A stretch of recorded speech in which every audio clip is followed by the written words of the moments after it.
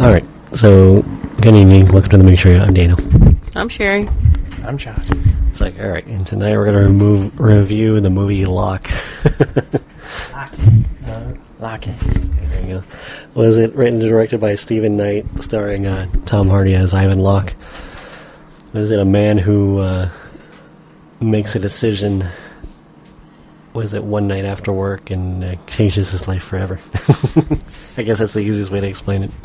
Huh? Why don't you say the decision he makes shatters his universe? Yeah, I can say that too, if you want to be more dramatic about it.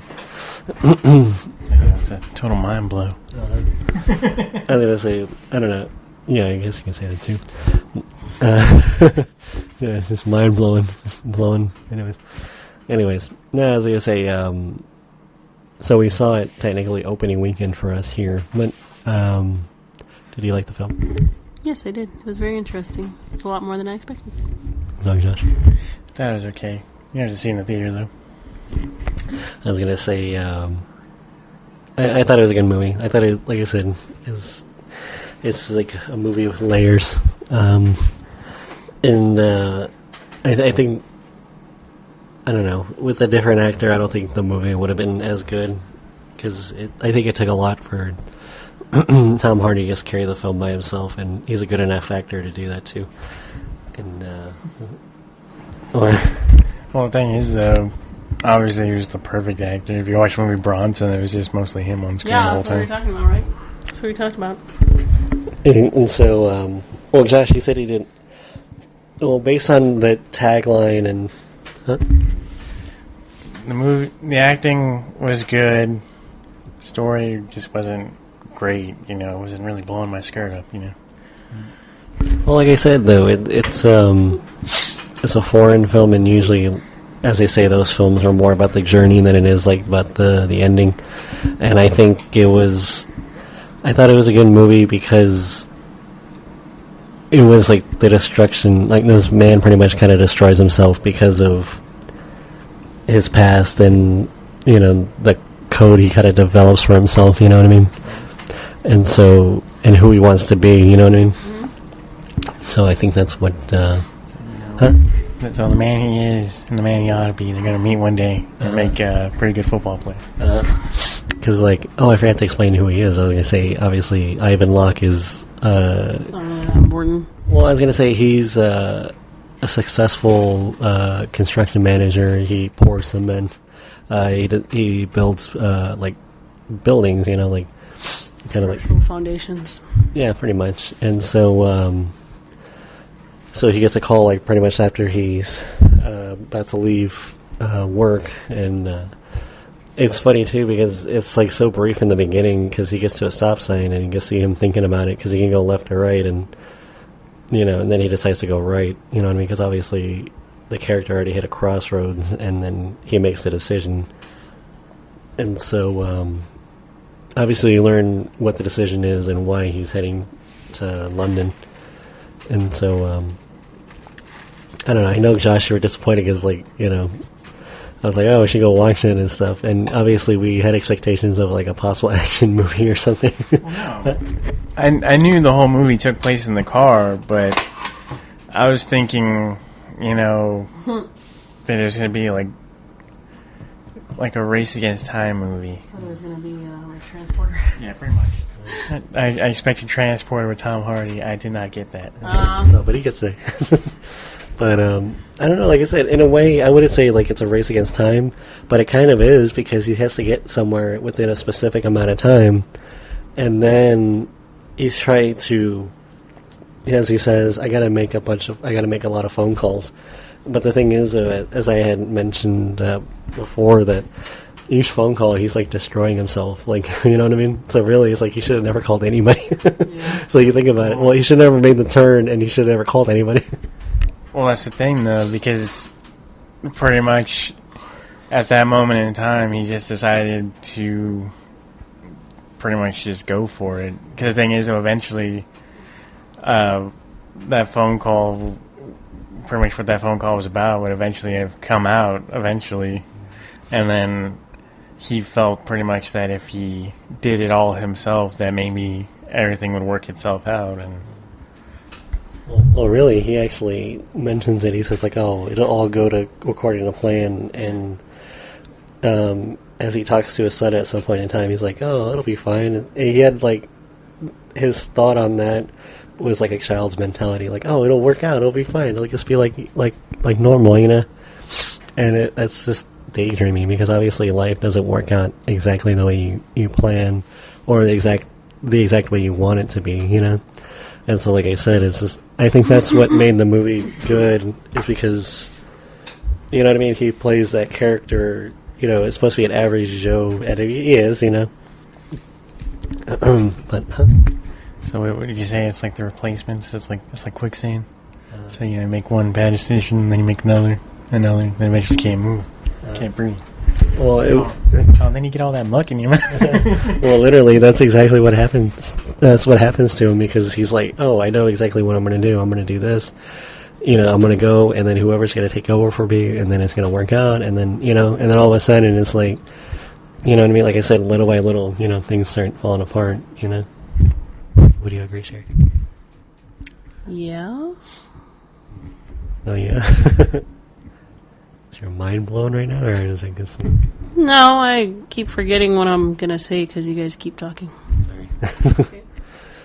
But, I don't know, like I said, it's just obviously based on, like, his performance from, like, Bronson. He's obviously a good actor who can act by himself, and, you know...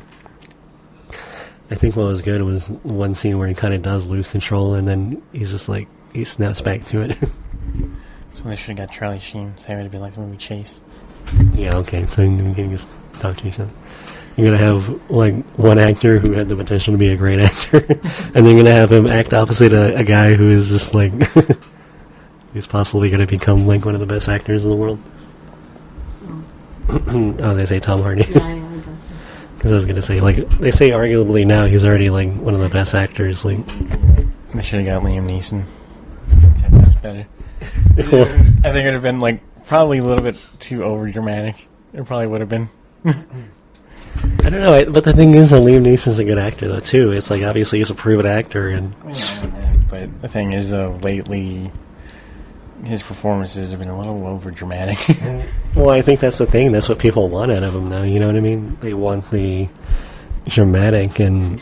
It's going to show Liam Neeson driving, answering phone calls, and he has, like, a gun in his hand.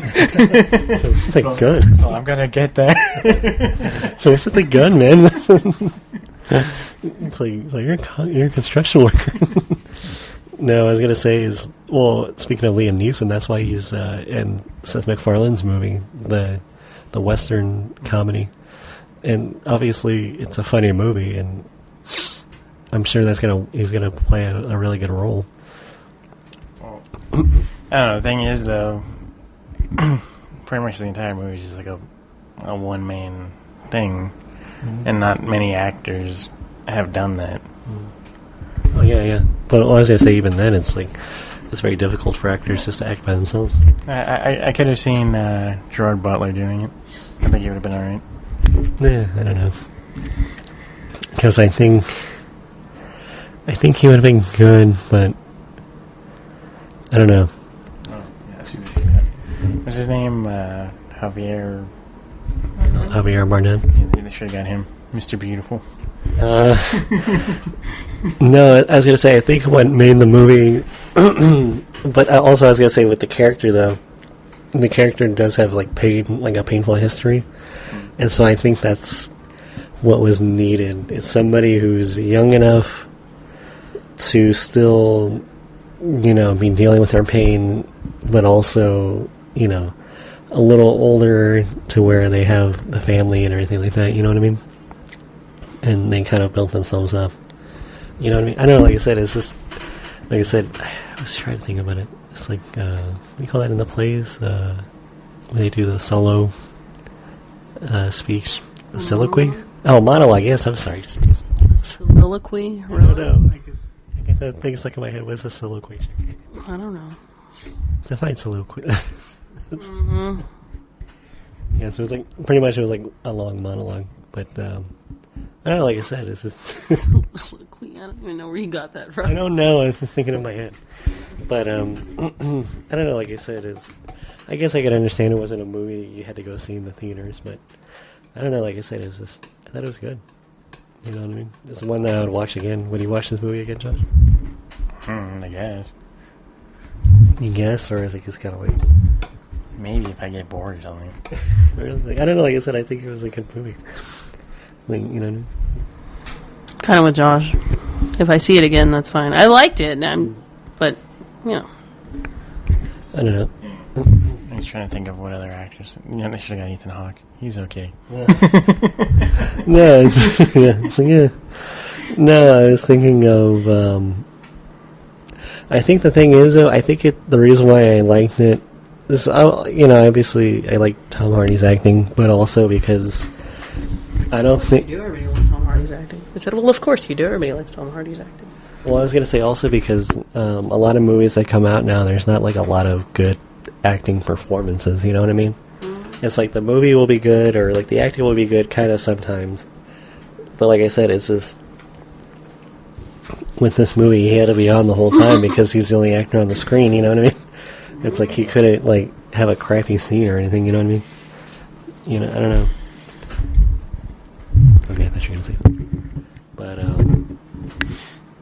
obviously, I guess we really don't have to go into like the casting and acting because obviously it's a really small film.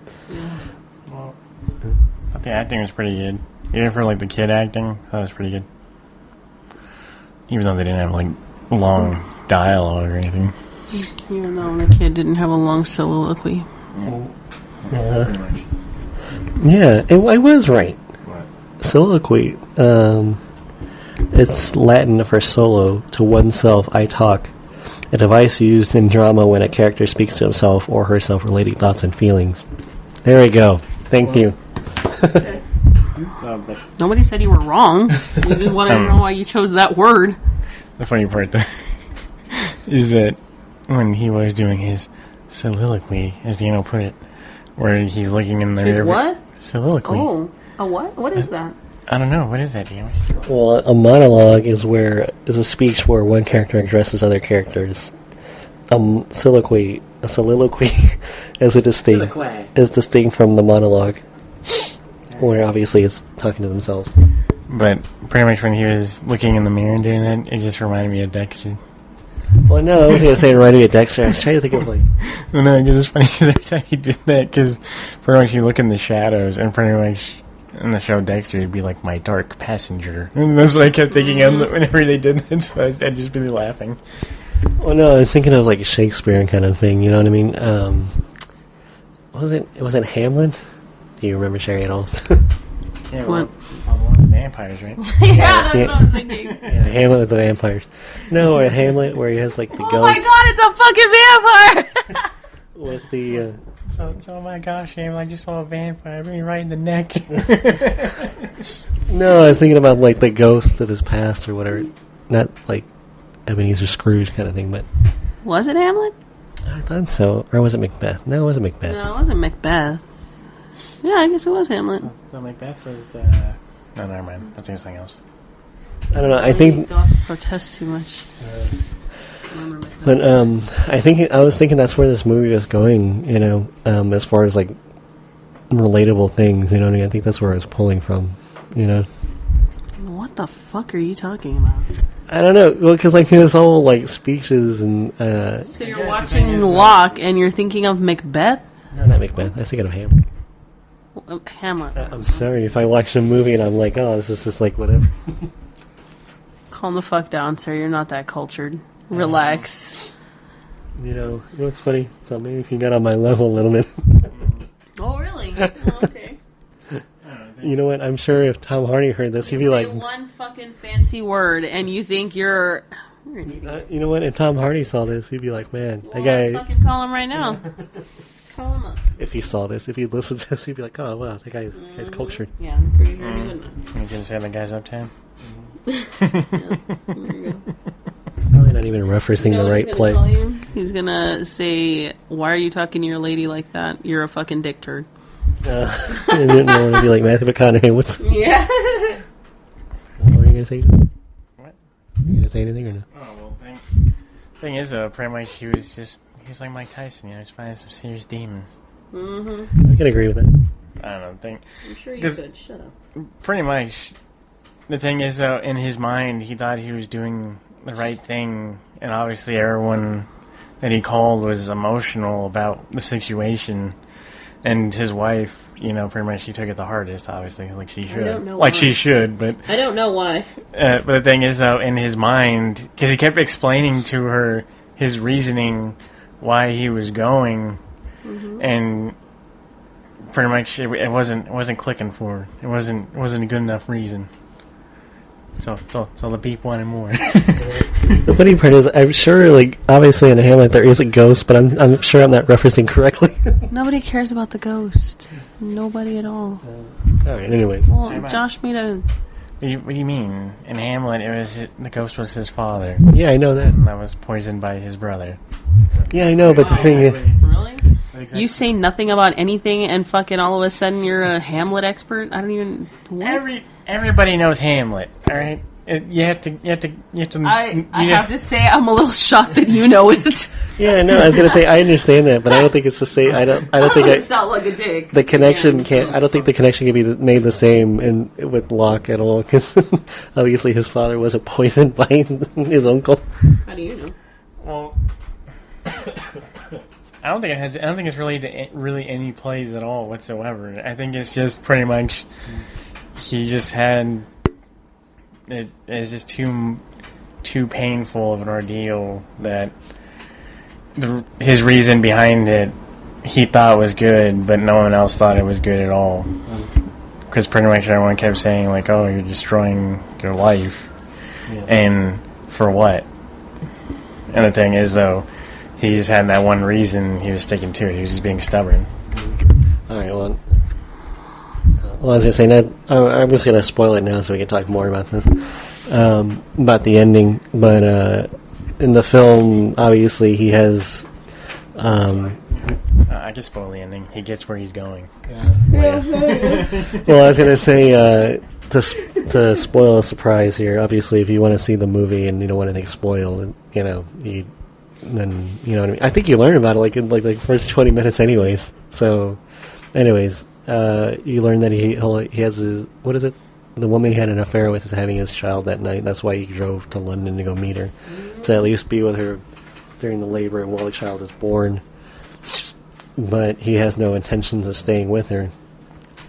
I was gonna say, when the girl says like, "Oh, do you love me?" or whatever, and he says, how can I say that I love you? I don't know you. I was going to say, do you think he loved her enough, or was it just he was doing it for the baby? Gotta do it for the baby. I think that to an extent, he might have... I don't know. He didn't know her. They had sex. They didn't speak anymore. And then, however many months later, she was like, "Oh, hey, so I'm having your baby." Yeah, but the thing is, he kind of contradicts himself though later in the movie because he says, "Oh, well, she's very quiet and she was lonely and she had, but they spent like a weekend or whatever, or a week together, so that you can learn a lot from a person in a week, and you can learn. But he didn't go into detail. He didn't say anything that would give the impression that they were carrying on a relationship. It was just very basic, common things. I can tell you you're quiet just within however long of knowing you, so you can't say... I don't know. I don't know. I think that possibly, the whole situation, because he kept saying, "I'm going to make it right," or, pretty much that's where he was going, that he was going to make it right because he knew what it was like to not have his dad around and stuff like that. So, really, Chloe? And so, I don't know, because... You guys are stupid. Never mind. So I just looked it up. Apparently, England can fit about 3 times in the state of Texas. Okay. What does that have to do with anything? Who asked that? Because the thing is, I was wondering why it would take him so long to travel from one part of the country to the other. It's still a country. Yeah, I know that. But the thing is, though, it was nothing but highway. I was wondering why it was taking him so long. I guess we drove from here to Dallas, and it took 3 hours. That took him like 2.5 hours to get there. No, because he said that he wouldn't get there till the morning, and when he started calling everybody, it was around 9 o'clock. I don't think he necessarily meant the morning, like 6 in the morning. Yeah. Well, no, he did say that. He said, "Oh, I'll be there like around." He said, "I'll be there like around 3 or he told like his boys 3." that he would have breakfast with them or whatever. Yeah. So. Yeah, when you say 3 in the morning, that's not necessarily the morning. That's like early hours. You're wrong. So, No. Disagree. I don't know, but either way, though, I was going to say, should he have not gone to London, Sherry? Well, that's a matter of opinion. I don't know. He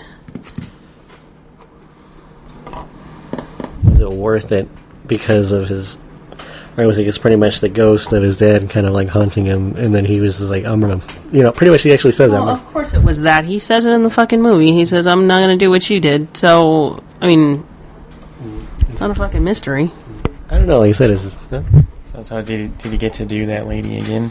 So if so, worth it. I was kidding. Really, Josh? I don't know, like I said. The thing is, though, everybody had their different reasons. The lady was having the baby because she thought that maybe it would bring him closer to her. And he kept telling her, I don't love you. I don't know you. It's the baby. And pretty much she didn't understand that. She'd always get all upset about it.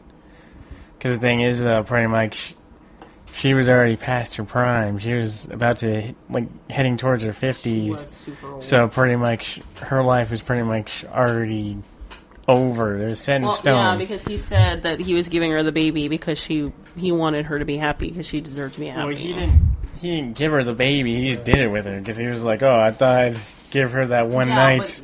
No. He wanted to give her the throes of ecstasy on that one night. Okay, calm down, you fucking weirdo. That one rainy, stormy night where the fog was rolling in over the cliffside, with the lighthouse in the distance, with the little foghorn going. Wah, wah. That's like the worst foghorn ever. What do you know about foghorns, Daniel? Why don't you shut up? I don't know. Like I said, it's just. I guess I can. I don't know. I think obviously it's a relatable issue. You know what I mean? Not necessarily. What the fuck? Who are you making babies with? No, not relatable to us, but so I relate to it so well. I was like, I have so many kids that nobody knows about. I drive everywhere, and every time I do it, I throw away my career and my other family. No, I do it all the time. No, but I was saying more as in that happens in society where you know what I mean. Somebody will have an affair. And it was just like, oh, it's just one time, like one night.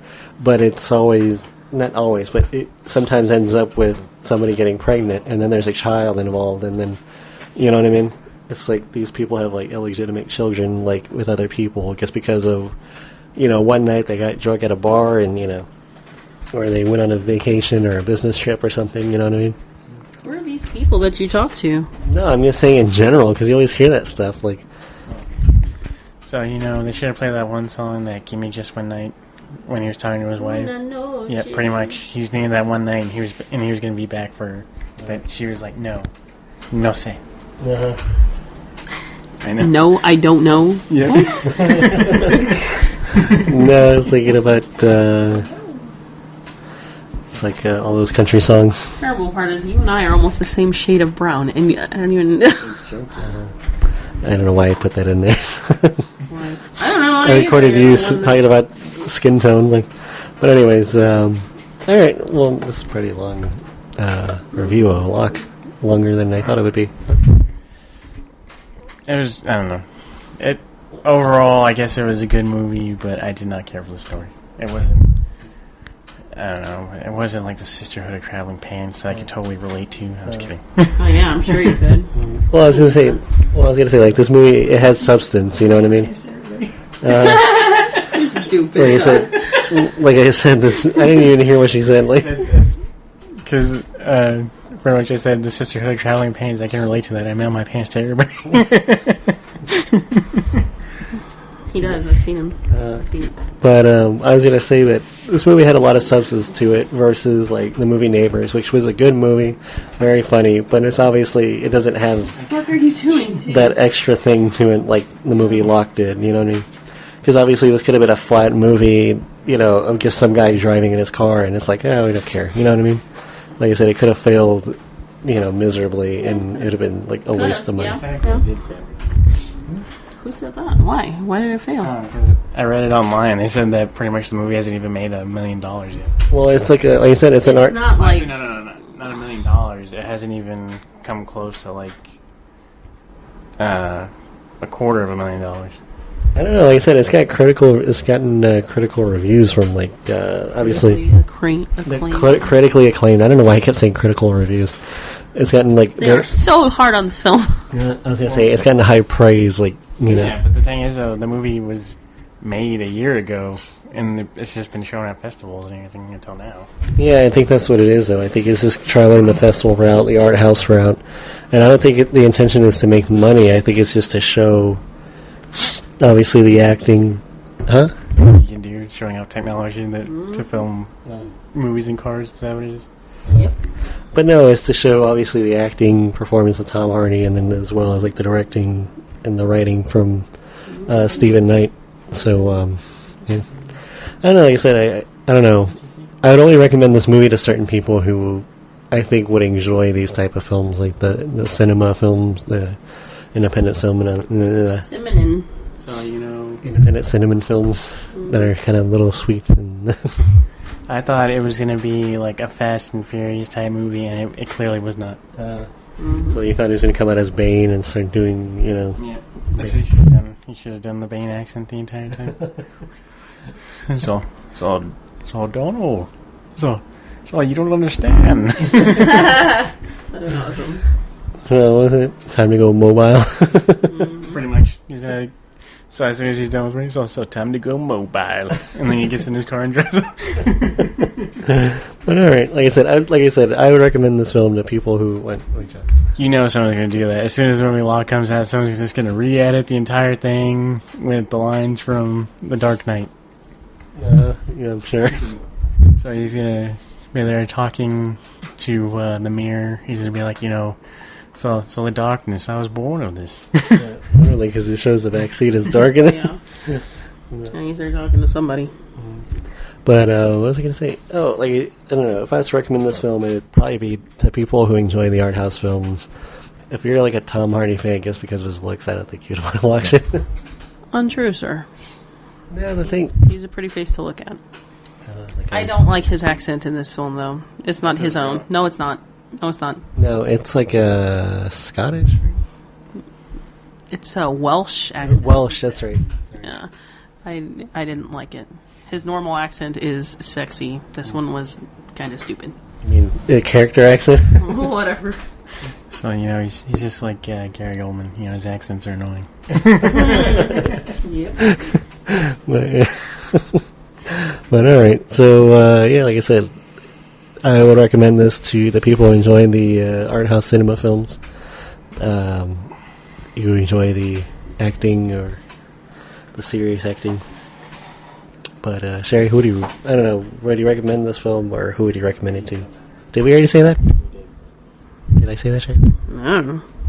All right, whatever. So, all right. Well, then I guess since we already covered that, I guess we'll conclude with our review of the movie Locke. So you can like, recommend, subscribe on iTunes under the Movie Trio podcast. We're also on Twitter at the Movie Trio. We're also on Facebook and Gmail under the Movie Trio podcast or at the Movie Trio podcast. All that information is located in each info box if you need to refer back to it. So yeah.